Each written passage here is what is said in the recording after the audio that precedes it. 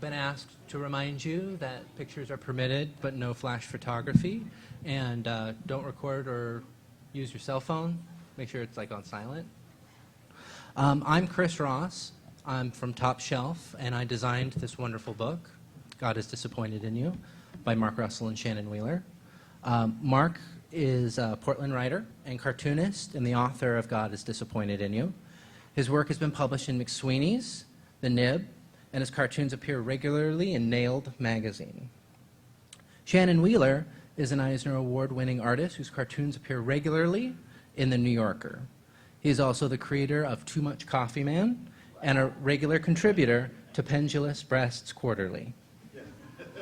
Please welcome Mark and Shannon.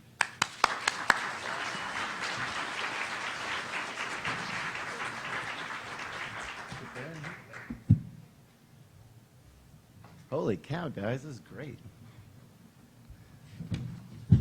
Okay, welcome everybody. You're in luck. We're going to combine, we have a presentation for you which combines everybody's two favorite things, religion and PowerPoint. This will give you the entire Bible in 15 minutes. So I think most Bible colleges will accept this as an equivalency credit. I think they're totally transferable. We'll talk a little bit first about the book, and then we'll go into the slideshow, and then we'll open it up for your fine question and answer period. So this book really started, as most good things in my life, in a bar. Shannon and I were hanging out in a bar, and Shannon was talking about some pop culture references he didn't get, and he doesn't get a lot of pop culture references. And one of the things he said was, I don't really understand, what's the story of Job? What's the deal with this Job guy? I hear Job everywhere. So I told him the story of Job, and he's like, that's fantastic. You should do every book of the Bible just like that. And we'll have a book. And that's kind of was, Shannon kind of provided me with the guiding philosophy of writing this book, and that it's every book of the Bible explained as though I were explaining it to somebody in a bar. Which makes it a lot easier to understand, believe it or not. It's very much clearer than the actual Bible. And I also took a lot of the history and the background, which I don't really think you can understand the Bible unless you know exactly who they were talking to and why they were saying it. It's really hard to decipher if you don't know the historical background between each book of the Bible. And I tried to sort of infuse that organically into the books of the Bible that I wrote here. Shannon, do you have anything to add about the origins of this book? No, it sounds about right. Yeah, born in a bar. Fire away, Mark. Okay, so here it is, the entire Bible in 15 minutes. So, as you probably guessed, the God is Disappointed in You is a summation of the Holy Bible, which is, as you probably know, the greatest selling book of all time. Presidents are sworn in on them, and white people love handing them out. But what you probably didn't know is that most of the books of the Bible were actually written centuries after the events they describe. The author is basically using the characters and stories they'd grown up with in order to make them relevant for their own times. So, in essence, the Bible is basically a lot of fan fiction. The Christian Bible is divided into two sections: the Old Testament, which mostly deals with God's anger management problems, and the New Testament, which tells the story of Jesus Christ and his crunchy new religion. So, in the beginning, God created Adam and Eve. And if you look closely, you can also see Adam's friend Steve. So God created this beautiful garden in Iraq for Adam and Eve to live in. And God's one rule for living in the garden was that they couldn't eat the fruit from this magical tree he planted in the middle of the garden. I am not sure why God thought this would work. You know, I can only imagine that human beings were new to him, so he didn't understand that you can't just tell people to not fuck with the tree and then leave them alone with it. But anyway, needless to say, Adam and Eve figured that the fruit must be really great if God didn't want to share. So, needless to say, they ate it. You know, but as far as magical fruit goes, it wasn't really that great. It mostly just made them uptight about nudity. But when God found out about the missing fruit, he went ape shit. He started yelling at them. He was all like, I trusted you. You are my life companions, blah, blah, blah. And then he kicked Adam and Eve out of the garden. And as extra punishment, he ordered them to become parents. But this move totally backfired because Adam and Eve just had millions of descendants. And I mean, they just totally dicked up the planet. So after a while, God realized that he had this full-blown human infestation on his hands. So he did what any good homeowner would do. He killed everyone in a giant flood. Well, not everyone. He gave one guy named Noah a heads up. So Noah built this enormous boat, and he filled it with animals with which to escape the flood. So after 40 days of rain and a meat-heavy diet, Noah finally found land. God, for his part, I mean, having killed everyone and everything on the planet, he wondered if maybe he just overreacted just a little bit. So God wanted to make it right, but what can you do? How can you make up for something like that? I mean, killing off everything on the planet, right? But then he remembered, God remembered that everyone loves rainbows.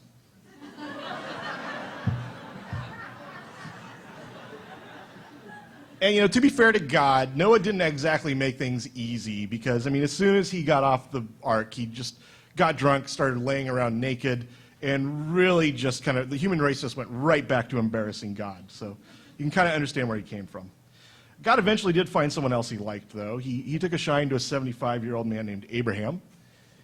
And God told Abraham that even though he and his 90-year-old wife Sarah were childless, he was going to build a great nation out of them. And their descendants would be his chosen people. And God came through. I mean, Abraham and Sarah had some kids, they had kids, and pretty soon they had a decent little tribe going. Sooner or later, though, there was a great famine, so God's chosen people had to go live with family in Egypt. Now, when the Pharaoh saw all these people streaming across the border, I mean, he thought, holy shit, we've got an illegal alien problem. So the Pharaoh enslaved God's chosen people and, put them to work picking green beans and framing houses, that sort of thing. And that made God really angry. So he told Moses to demand that the Pharaoh release his people from slavery. It took a little convincing. But in the end, the Pharaoh agreed, and he set the chosen people free. So once again, God's chosen people were on the move. They packed up their belongings and their animals and marched out into the wilderness. Now, on the advice of his therapist, God had begun to channel his anger into more positive energy by taking up a series of hobbies. The first hobby that really caught God's eye was real estate. God had discovered this really primo piece of beachfront property in the Mediterranean, and he thought it would be just perfect for his people. In truth, though, God discovered the Promised Land in much the same way that my mom discovered the Olive Garden. I mean, everybody already knew about it, and it was full of people when she got there, but, it's hard not to get excited about limited breadsticks. So after getting rid of the natives with a little spring cleaning, the chosen people set up a nation of their own and called it Israel, meaning one who wrestles with God. And as far as I know, Israel is still the only nation named after a wrestler. Now having a country of their own, they charged the prophet Samuel with finding them a king. Unfortunately for the Israelites, Samuel picked kings as if he were putting together a boy band. I mean, totally by random. He just run into handsome teenagers and you think, yes, this might be the one. So one day Samuel came across this really good-looking teenager named Saul, who was out looking for some lost donkeys, and said, yeah, good enough. And that's how Saul became the king of Israel.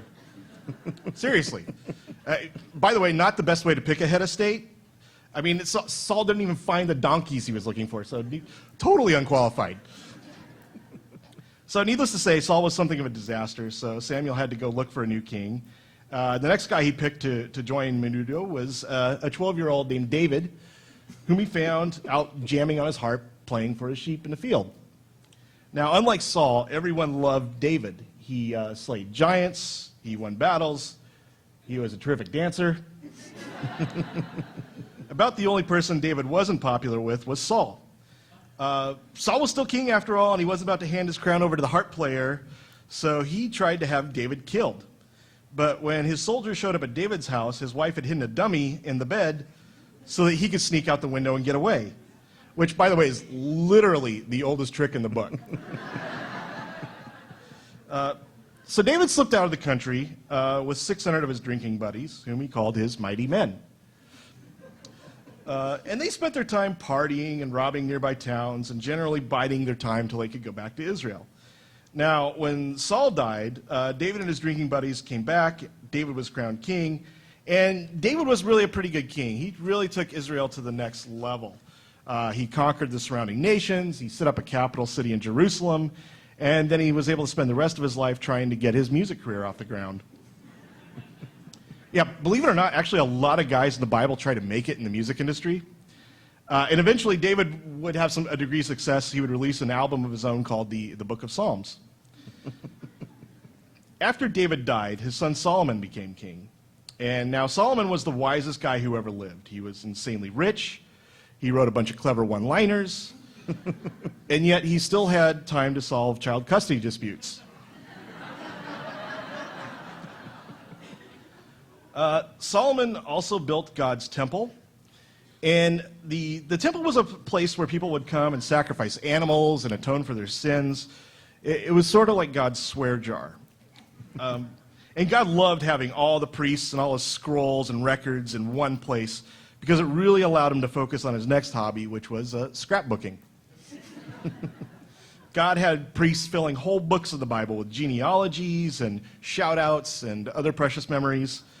And I mean, this was the best time. This was the apex of God's life on earth. And he was busy scrapbooking, and the people of Israel were all in love with God. And this was just the best time. This was the salad days for God and the nation of Israel. At some point, though, God and Israel became more than just friends. And God started getting super jealous because the Jews were always getting into new religions, or they were sneaking off with some sexy new snake god. So God had it. He decided he couldn't deal with the demands of an open marriage, and he was done with Israel.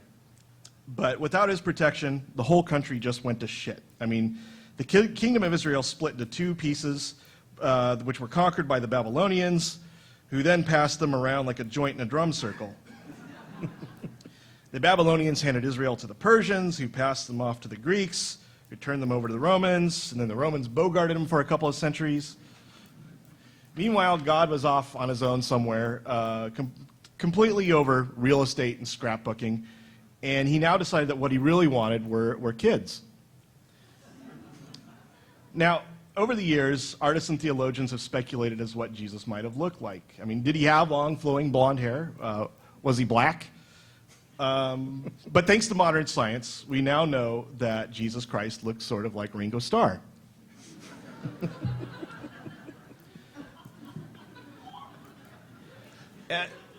Needless to say, Jesus had something of an aptitude for religion.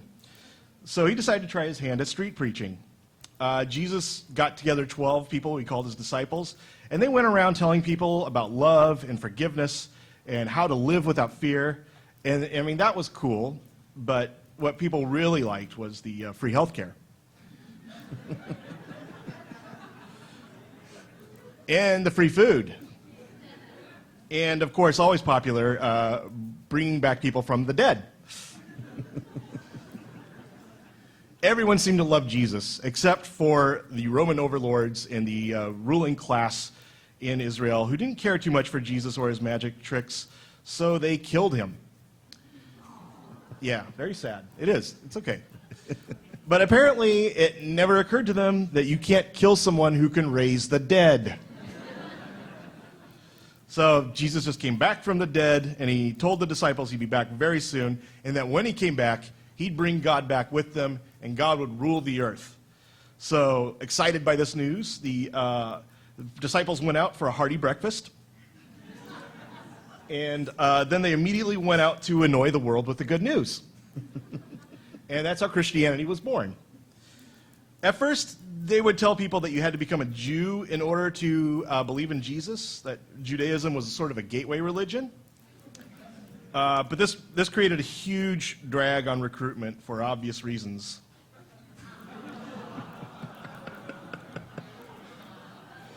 Luckily, a guy named Paul came along who decided that people did not need to get circumcised in order to become Christians. And if you ask me, that's really the moment at which Christianity took off as a world religion. Despite what anyone might tell you, Christian civilization is not based on the sanctity of marriage. It's really based on the sanctity of dicks. So now with circumcision out of the way, Christians began popping up everywhere. Millions of Christians all over the place. So the Romans didn't know what to do with this Christian problem, so they decided to get a little creative.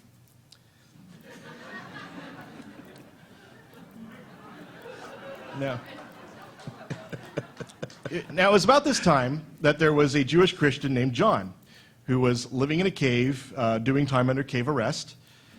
And when he saw how Christians were being rounded up and turned into cat food, he thought he was really just witnessing the end of the world.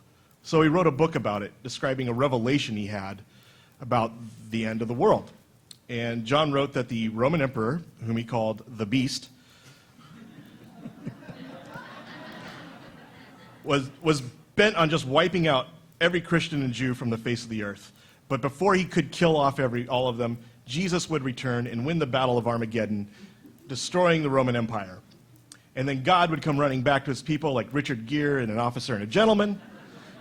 He'd throw all the pagans into hell, and things would get very weird for them. And then God would finally just get rid of all the kings and governments and rule the earth himself, and everything would go back to the way it was in the beginning. And that's basically the Bible. That's it in a nutshell.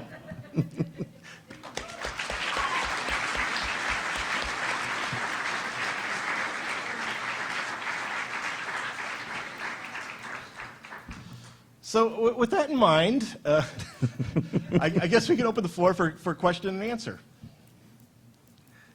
Daring soul, who's got a question? I can't see any I of you. can't see anybody. We're blinded by the light. Okay, I think we got about halfway back on that side. I think I see a question. No? Chris, help us out. Oh, right there. Why are you retelling the mythical version of Christianity? The disciples did not spread it was not popular until some 100 years after. Well, the disciples did spread it. It didn't. You're right in that it became a world religion until 100 years after. But in a 15-minute version, they're going to naturally be close together. Why is Alexander never mentioned? I'm sorry? Alexander, the most prominent Jewish scribe at the time, never mentioned it one time. Well, Jesus was actually mentioned. The cult of Jesus took a long time to germinate. He was mentioned by the historian Josephus. Josephus is known for forgery. You know any extra? No, let me correct you. Josephus, Josephus was not a forger. People later forged Josephus's manuscripts. Right, but in the ones that they know, that the earliest dated ones, there is a mention of Jesus, albeit in a roundabout one, because what was important for the first century of Christianity wasn't so much Jesus, it was James. But James spread the teachings of his brother Jesus, and then Jesus became a world religion later. But even if my granny Josephus, which I think is he's not a contemporary. No, he's not. The immediate death that, oh, this guy was a sheep. Well, part of the reasoning of the book is to take the Bible at face value. So because the Bible treats Jesus as an actual historical figure, we are trying to do justice to what the Bible says. It's not an archaeological or historical analysis of the veracity of the Bible. It's more just like, this is what the Bible says. Fair enough. I just wanted to Sure. Yeah. You should do the Yes. Yeah. The question was, whatever happened to Adam's friend Steve? He opened a very fashionable jacket shop in Babylon.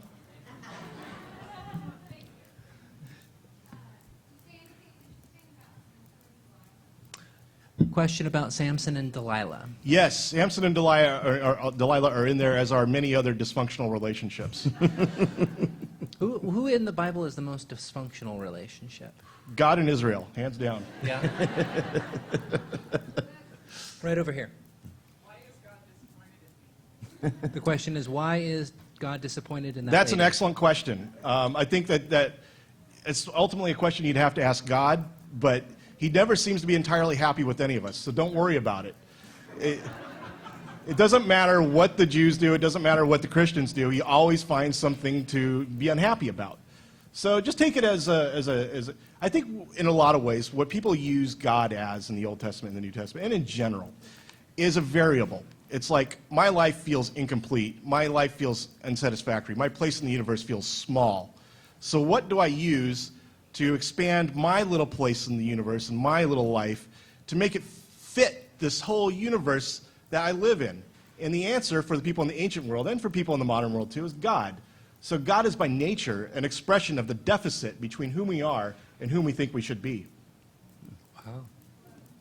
Oh, thanks. That's like Yes, the Holy ma'am. Spirit. Front row. As for the dysfunctional relationship one, what about Cain and Abel? Question that's is a good about point. Cain, the question is about Cain and Abel. Dysfunctional? Pretty fucking dysfunctional.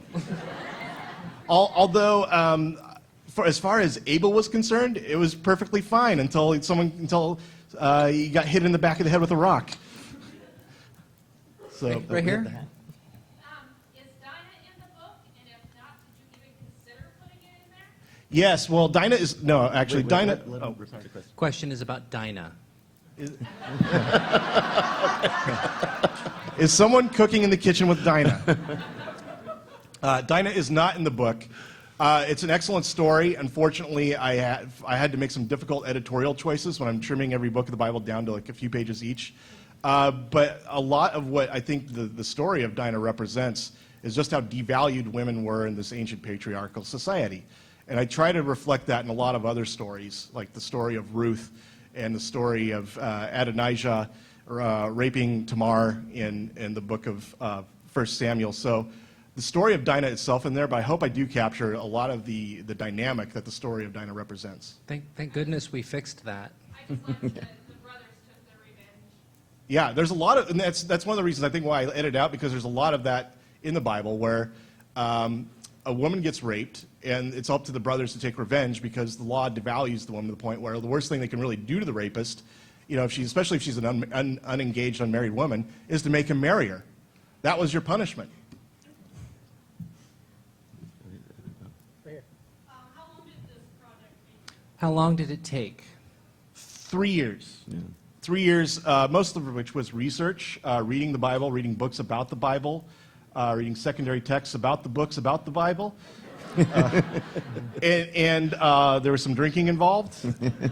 And then, of course, the writing of the book. But we started off thinking it was going to be an easy, quick thing. Like, oh, this will be, Mark's like, oh, this will be simple. I'll just read and condense. And then scratching the surface, it got deeper and deeper of a project as we got into it. There was another one. Oh. Right down the middle here. Oh. I can't, Coach, she's right in the white, who was Yell it out. Yeah, stand up. Sorry. Where did God get his anger management issues? Where did God get his anger management issues? From us. Short answer. No, like I said before, God is really an expression of how we feel dissatisfied with ourselves. So we invest him with a lot of the anger we feel about our own civilization and time. And also, God is, and oftentimes the Bible, just responding to slights, real or imagined, that he suffers at the hands of people on earth. We're like the worst pets of all time. Right down the middle here.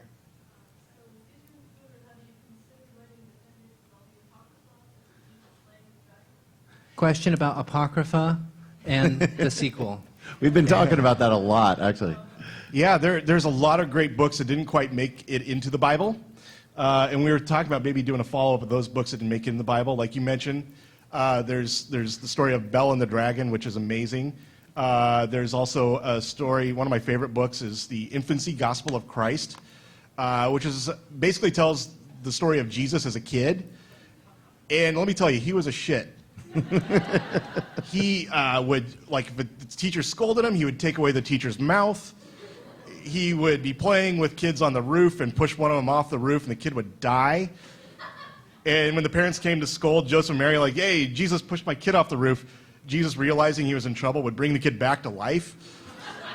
Say, hey, don't tell on me, man. We're cool, right? But yeah, there's a lot of great books that, for one reason or another, are just not in the canonical Bible. And if not a sequel, I think we will probably eventually do like a sort of a expanded edition that will have a lot of the best books of the Apocrypha in it. What would be the title of the, if you were to write a sequel, Oh, of your yeah. top three or four titles? Apocrypha Now. That's the winning, yeah. There was a couple other ones that you were talking about. Oh, like Nice Try Humans. There's a couple of other. It was God is disappointed in you. No. Right here.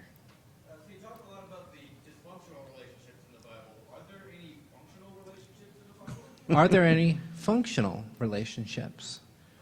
Well, I think most relationships function on some level. I do think that probably the best relationship in the Bible, my favorite, is Jesus and his disciples, because Jesus is so forgiving and in a lot of ways he's everything that the God of the Old Testament is not. The disciples are bunglers. They never really seem to get the teachings down right. They're always doing the opposite of what Jesus has told them to do. But Jesus never really gives up on them. He's so patient. And in fact, Jesus is kind of my favorite figure in the Bible for the simple reason that he makes his points not with threats or not with action, but by telling stories.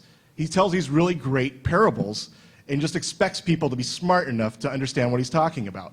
If only the Christian religion had been followed more along those lines, I think the world would be a lot different place than it is today. Right here. Have you thought about doing the same thing with some of the other holy books of the Quran? Not the Quran. Yeah, Not so much. Yeah, I mean, with the Bible, there's a lot of weight to it, and Mark and I both learned a lot of those stories growing up. But like the Book of Mormon, it doesn't have a personal resonance. I think if I were to do the Quran, I might use a pen name. I hear Salman Rushdie is open. Yeah. Might use that one. Right back on the right.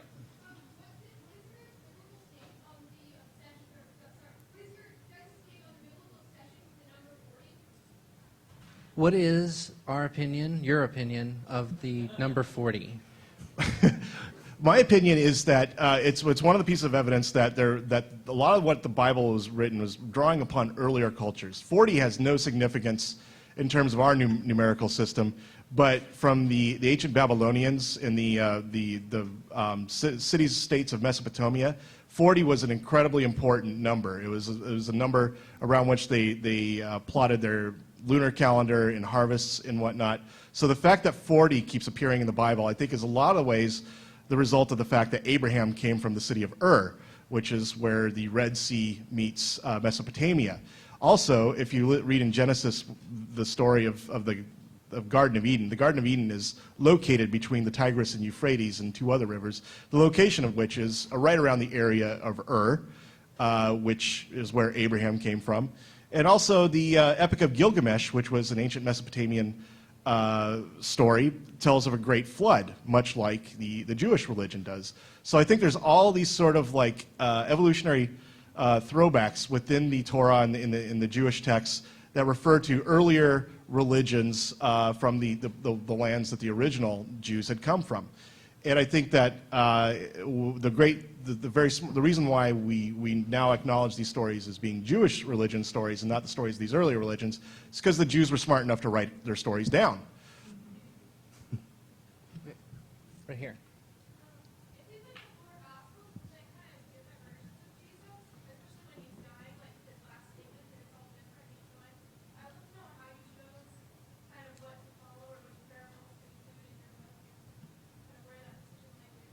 With the 4 books of the Gospels, how did you determine which story of Jesus to tap into?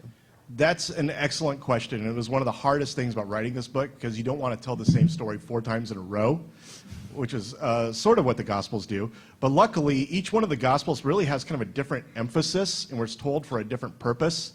So I just kind of like figured out what it was that was important to that individual Gospel and accentuated those things at the expense of the other things that were just kind of redundant or repetitive from other Gospels. For example, the Gospel of Luke, the theme of forgiveness is incredibly important. He mentions forgiveness a lot in Luke, and a lot of his parables are parables of forgiveness in the Gospel of Luke. So rather than rehashing the story of the resurrection and the aftermath of the resurrection, and that I ended the book of Luke simply by saying they crucified Jesus and made fun of him for believing in such misguided hippie ideals as forgiveness, for which Jesus forgave them. Right here. Did you expect or have you received a large amount of backlash from the Christian base? What has been the backlash? A lot less than we actually expected. A lot more, and we haven't gotten much. Mostly it's just people on Amazon kind of griping. Yeah, I feel kind of bad. I should have given Christians more credit for having a sense of humor. I was expecting much more backlash than we got. Most people seem to really get it. Hasn't some members of the clergy been interested in it? We've had pastors buy copies and then come back the next day and buy more copies to give their friends. We have had nuns who have come up and stood around giggling and passing it around and bought multiple copies to give their friends. Jay Baker, who you may know is the son of Jim and Tammy Faye Baker, and he now runs these really popular, really pretty cool neo-Christian churches called the Revolution churches. But he's for a while was tweeting lines from this book to his followers. So that was nice. That was gratifying. It's shocked us. It really has. Right here. You said that this project started with you telling the story of Job before. How did that story go? How did the story of Job end up? And Joe. Well, Job was the unfortunate subject of a crazy bet between God and Satan. He had no choice in the matter whatsoever. And really, the story of Job ends up in kind of an unsettling way because God ends up sort of winning the bet because even though he has done he's allowed Satan to do all these horrible things to Job, Job retains his faith in God. And so God wins the $20 bill or whatever they bet. And Job, meanwhile, was stuck with all, his wife and family were killed. He had sores all over his body. His friends stopped coming by to visit. And God, as a way of tipping his hat to Job, saying thanks for all the good service, just kind of re-imbues him with all that stuff. Just gives him a new family, a hotter wife, and stuff. So the moral of Job is really sort of incomplete. And I kind of struggled with Job when I was writing. I was like, this book does not seem it seems like kind of a horrible book in a lot of ways. But then I came across a text about the book by the 12th century rabbi Maimonides.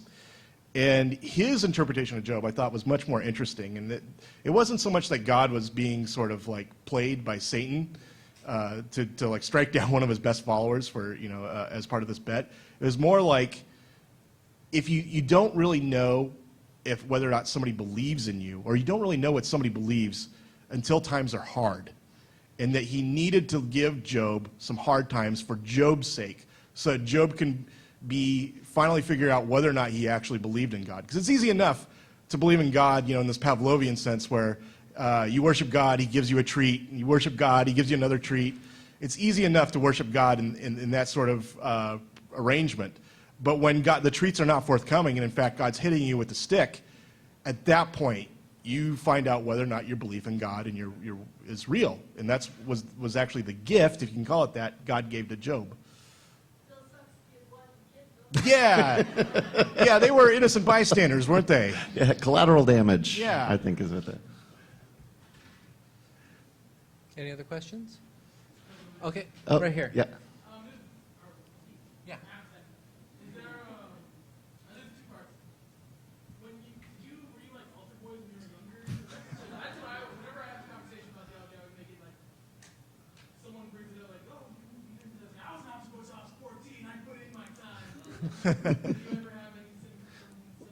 Were you altar boys?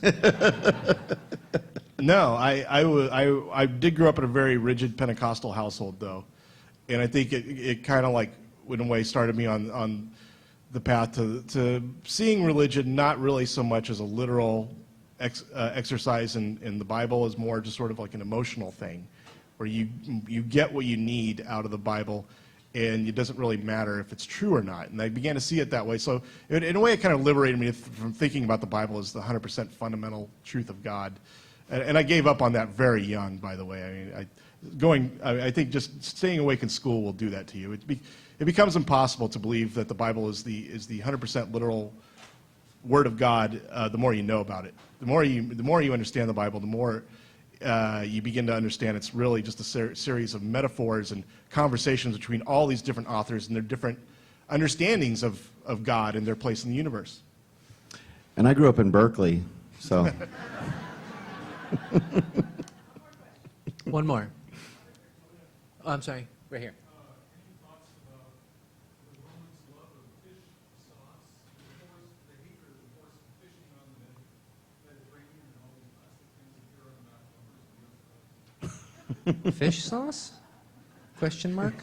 Fishes. What's up with the fishes? Fish sauce. S-A-U-C-E? I like fish sauce. Yeah. Roman. Are you saying that the Romans forced fish sauce upon the world? Is that the legacy of their oppression? I didn't know that. That's news to me. But thanks. I think that's it. Is that it? That's it? Can do, should we? Oh, No, wait. we actually One have more. Yeah, yeah. more question thing. Oh, we can do one more. Yeah, one more. and Let's that's speak it. it in. In 3 years, they substantial amount of time to do such in-depth homework on something that even when you get past the laws in the Old Testament, you still find grace, you still find love, you still find forgiveness. My question to you is, how did your beliefs and your course change in this 3 years? Oh, interesting. How did your beliefs change over the 3 years of studying the Bible?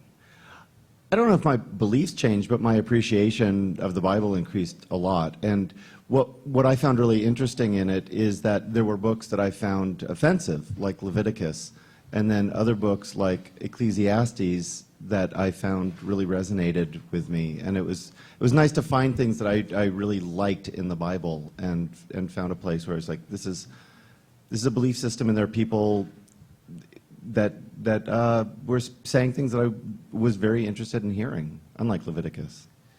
Yeah, that was sort of the trip I took, too. I grew up in a Bible household, and I decided early on I was kind of done with the Bible. I didn't really believe it. But writing this book really made me appreciate the fact that even though I don't believe the Bible is I don't believe in a lot of the mythological claims of the Bible, there's a lot of profound truth, and there's a lot of really great things in the stories of the Bible. And I really have come to sort of fall in love with the Bible again. That's it. Thank you very much, Mark and Shannon. Thank you guys for coming. We really appreciate it. Do you want to do the pitch? Tell me where we are.